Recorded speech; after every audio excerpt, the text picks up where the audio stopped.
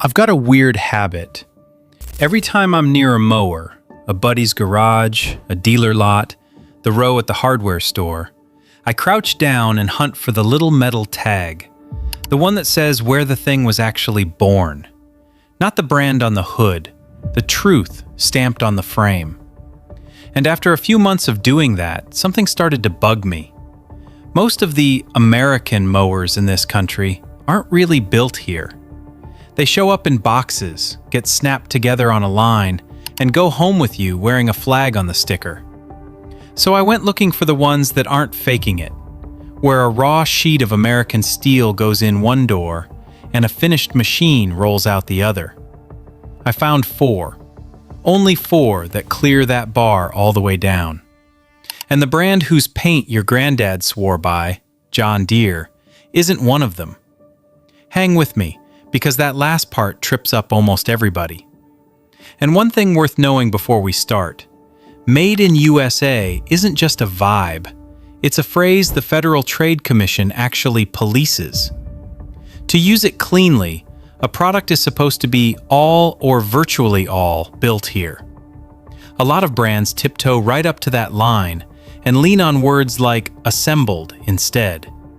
Keep that in your back pocket. Let me deal with John Deere first, and fairly.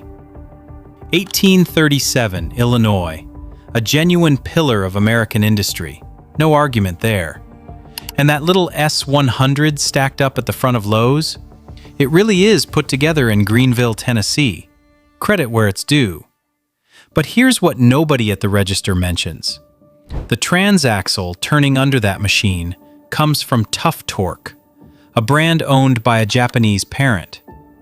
Move up Deere's lineup, and the parts trail wanders off through Europe, Asia, and more, Mexico. That's not me guessing, it's Deere's own paperwork. In 2024, the company cut loose more than 2,000 workers across Iowa and Illinois, 2167 to be exact. Around the same stretch, it confirmed it's pulling skid steer and compact track loader production out of Dubuque and opening a new plant in Ramos Arizpe, Mexico, with the switch wrapping up by the end of 2026. So Deere's a deeply American company, but an American company and a mower built from American metal are two different sentences. And that gap is exactly what you're paying extra for without realizing it. Now, before I name the 4, I owe you 2 honest things, because you're a sharp crowd and I can already hear the comments loading. First, you're probably yelling names at the screen. Ferris, Gravely, Hustler, Walker. And you're not wrong. Those get built in America too.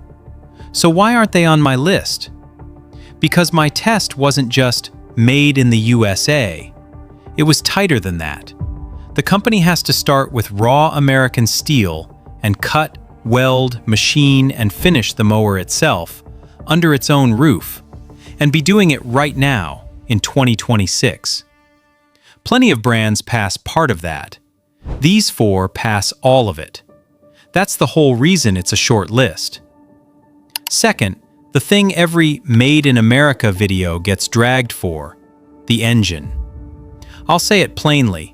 Even on these 4, the motor up top is usually built somewhere else, a Kawasaki or a Kohler. The engine business is its own separate world, and that's a whole other video. So when I say built in America, I'm talking about the machine, the frame, the deck, the fabrication, the assembly, not necessarily the engine bolted to it. Okay, the 4 that earned it.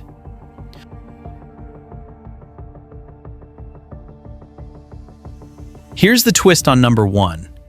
You've almost certainly walked right past it. It's sitting in the front aisle at Tractor Supply or Rural King, and your eyes slide off it because the name reads like something off a monster truck flyer. Bad Boy Mowers. Out of Batesville, Arkansas, started in 2000, real machines rolling off the line by 2002, and every zero turn they sell is welded together at that one Arkansas campus. This isn't some boutique outfit either. They've grown past 1,100 dealers nationwide, and they build subcompact tractors right alongside the mowers. While plenty of brands quietly shipped work offshore, Bad Boy went the other direction. In late 2023, committing to a new paint plant, a new shipping center, and 300 more jobs in town over 5 years. And remember that metal tag I told you I go hunting for? On a Bad Boy, you flip it over and it says Batesville, Arkansas. Not assembled anything. Not a port city in another country. Right there on the iron. Now let me be straight with you, because this is exactly where these videos get called out. Bad Boy doesn't stamp an unqualified Made in USA badge on the box, and they shouldn't. The engine up top is a Kawasaki or a Kohler, and some hardware comes from overseas, same as every machine on this list. But the part that actually defines the mower, the frame, the deck, the fabrication, the final build, that's done in Arkansas, from steel, under their own roof. That's the honest version, and it's still light years past, snapped together here from a crate of foreign parts. Here's where it lands a punch on the green machine. Walk into that same store with around $4,000 in your pocket.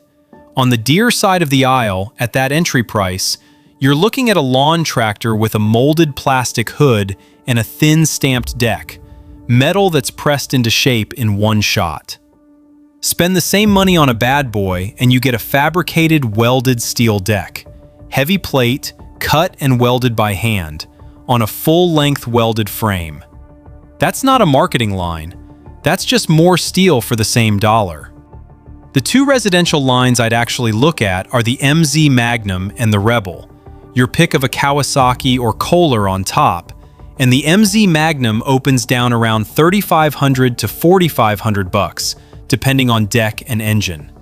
For this kind of build, that's the value play of the entire list.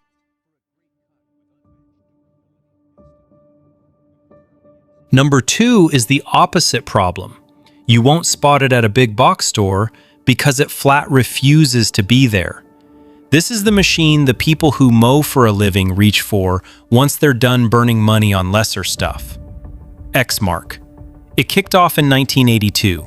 7 folks in a shed just outside Beatrice, Nebraska, banging out walk-behinds and turf rakes.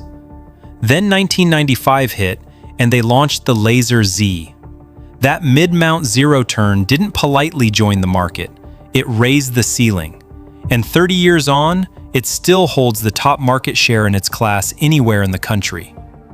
Now here's the corporate twist that trips people up. The Toro company picked Exmark up back in 1997. And while Toro builds plenty of its other equipment outside the US, with production and sourcing that reaches into Mexico and beyond, it left the Exmark operation right where it found it. The building never moved. Every Laser Z is still cut, fabricated, and assembled in Beatrice, the same Nebraska town 40+ years on. And like I keep saying, flip one over and the tag reads Beatrice, Nebraska, not a port in some other country. You buy it through a certified dealer, not off a big box pallet. On money, that American iron isn't cheap, because real commercial steel never is. The entry Laser Z, the E-Series, opens somewhere around $8,000 to $9,000, and the top shelf X-Series, the big deck commercial beast, climbs to $18,000 to $20,000 and up once you load it. For a flat quarter acre, it's total overkill. But once your property runs past an acre and you're done with the buy it, break it, replace it cycle, the one those entry-level box store tractors with the plastic hoods and thin pressed steel decks put you through, this is the rig the pros stop debating and start signing for. It costs more up front because there's simply more American-made machines underneath you.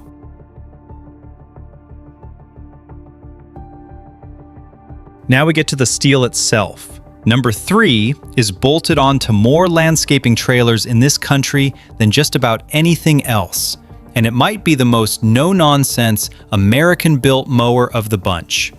Scag Power Equipment started in 1983, founded by a real industry name, Dane Scag. From the very first unit, those mowers were fabricated in Mayville, Wisconsin by a metal shop called Metalcraft of Mayville. And in 1986, Metalcraft bought the whole brand outright. Now, why does that detail matter so much for this list? Because Metalcraft didn't stumble into lawn care to make a quick buck. They're a serious contract fabrication outfit that's been shaping heavy industrial metal in that Wisconsin town for more than a century, roots going all the way back to 1920. So while big corporate empires went hunting overseas for cheaper labor and outsourced transaxles, Scag had something most mower brands don't: its own steel house. It isn't calling another country for frames and waiting on a boat. It cuts, bends, and welds its own iron across more than 680,000 square feet of Wisconsin shop floor, spread through Mayville, West Bend, and Beaver Dam. That's the exact reason one humble gear-drive walk-behind grew into one of the largest independent commercial mower makers on Earth, and they put it right on the frame tag: designed, fabricated, and assembled in the USA. On money, this much industrial metal costs a premium. The residential side starts with the Liberty Z, built at a homeowner price, but with that same Scag steel, opening up in the mid-$5,000 to $7,000 range depending on deck and engine. Step into the commercial weapons: the Cheetah, the Tiger Cat, the legendary Turf Tiger II, and you're climbing into the high teens and beyond once they're spec'd out. If Exmark is the dealer-born favorite for everyday crews, Scag is the overbuilt slab of pure American steel that every other machine in the industry gets measured against. While the entry-level box store stuff keeps getting thinner decks and more plastic trim to protect a price point, this Wisconsin machine just stays heavy.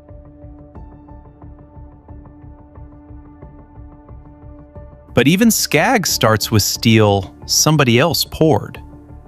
The last name on this list goes a step deeper, and it comes out of a Kansas town so small you'd blink driving straight through it. Number 4 is where I genuinely raised an eyebrow. Mound Ridge, Kansas. Under 2,000 people. And the company there, Grasshopper, doesn't just assemble American mowers, it builds them from the raw metal bar up, start to finish, under one roof. The bones go back to 1958, when the Geyer family started mowerage manufacturing. The Grasshopper name showed up in 1969 with what's widely credited as the first genuinely practical zero-turn mower ever sold in America. And the industry firsts kept coming out of that tiny shop. Dual swing-out control levers in 1973, a liquid-cooled diesel zero-turn in the early 80s, and that slick electric power fold deck that tilts up at the flip of a switch back in 2004. Inside a plant north of 300,000 square feet, industrial lasers, press brakes, robotic welders, and CNC machines turn American steel into nearly every component on the machine. Nothing's unpacked from a crate of global imports. It's cut and formed right there on the Kansas floor. And before any Grasshopper leaves the building, an actual person fires it up and runs it. Here's the line that honestly sold me. Grasshopper machines have kept the White House grounds mowed, raked of leaves, and plowed of snow since 2003. In 2017, this tiny family-owned outfit got picked to represent the entire state of Kansas at the Made in America showcase. One of their front-mount mowers parked right at the White House while the president and vice president walked the lineup.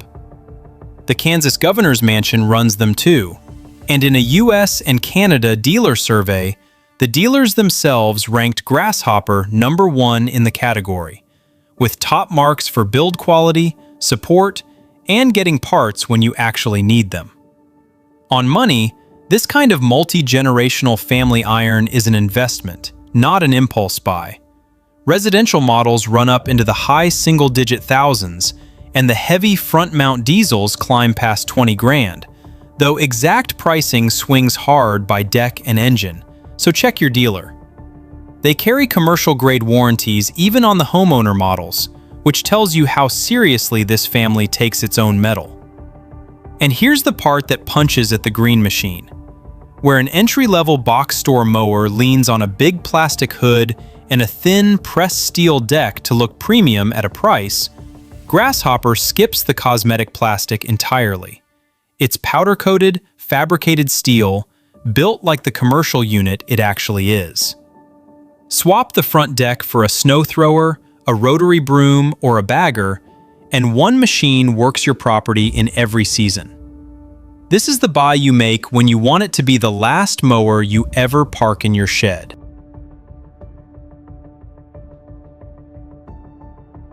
So after all that crouching and squinting at metal tags, here is exactly where I landed. And notice that it is 4 distinct states, 4 proud families, 4 real factories, and not a single drop of green paint among them. If you want a machine on a store shelf this weekend without the brutal dealer markup and for the friendliest entry price on the entire list, look at Bad Boy out of Arkansas. If you have got serious ground to clear and want the exact precision tool that the everyday professionals trust, look at Exmark out of Nebraska. If you want the absolute heaviest industrial steel that will easily outlast your bank loan, look at Scag out of Wisconsin. And if you want a heavy-duty machine literally born from raw metal bars in one small American town, built good enough for the White House lawn, look straight at Grasshopper out of Kansas. One fair note on all of those price points: they will always swing depending on your specific deck size, your engine configuration, and the year, so treat my numbers as highly accurate ballparks rather than absolute gospel. Now, do 2 quick things for me before you go.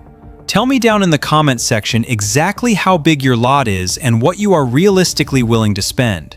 I read those comments directly, and I will personally reply to tell you which of these 4 American brands I would actually steer you toward. And make sure you hit that subscribe button right now, because next up, I am completely cracking open the engines bolted inside these things, Kawasaki, Kohler, and Briggs, to show you who really builds them under the hood and which one actually earns a permanent spot in your tool shed. 4 unique brands, real, unyielding American steel, sitting in plain sight while everybody else just keeps blindly reaching for the green one.